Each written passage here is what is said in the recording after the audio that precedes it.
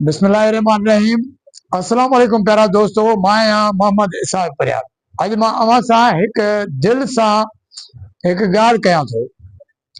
कॾहिं कॾहिं बिना सबब जे दिलि डिॼी पवे थी, परेशान थी पवे थी, पर पोइ बि यादि अचे थो, अल्लाह पाक फरमाए थो, मूंखां सवाइ अव्हां जो कहिड़ो बि आसरो आहे।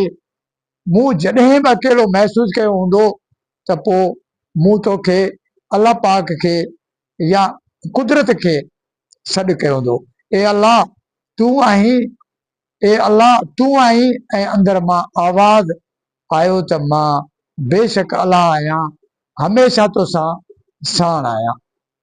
प्यारा भाइरो, जॾहिं तव्हां अल्लाह ते भरोसो कंदो पोइ दुनिया जो ख़ौफ़ रहंदो ई न। माण्हुनि जी ॻाल्हियुनि जो असर जंहिं अल्लाह पाक इब्राहिम अलैहिस्सलाम खे बाहि मां बचायो ऐं मूसा अलैहिस्सलाम खे समुंड मां पार कयो, इहो ई अल्लाह अॼु बि ज़िंदा आहे, ताक़तवर आहे ऐं अव्हां जो अल्लाह ई आहे। त पोइ डपु छो, परेशानी छो? रुगो चुप चाप दिलि सां चओ, रब्बी इन्नी मग़लूबी फ़अंतसर, ए मुंहिंजा रब, मां अकेलो आहियां, तूं मुंहिंजी मदद कर। अल्लाह पाक वॾो महिरबान आहे, तंहिं करे अल्लाह खां सवाइ का बि दुनिया न आहे।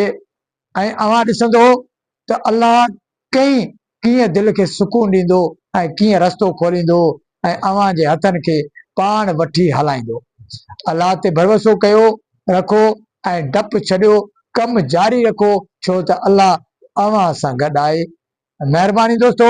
ऐं तमामु जेको आहे दोस्त ऐं मुंहिंजे हिन यूट्यूब चैनल MIP व्लॉगर खे चैनल खे सब्सक्राइब करियो, मुंहिंजे फेसबुक खे ID खे फॉलो कयो, लाइक करियो, शेयर कयो, त जीअं तव्हांखे हर वक़्तु मुंहिंजी नई वीडियो जेको आहे सो नज़र अचे।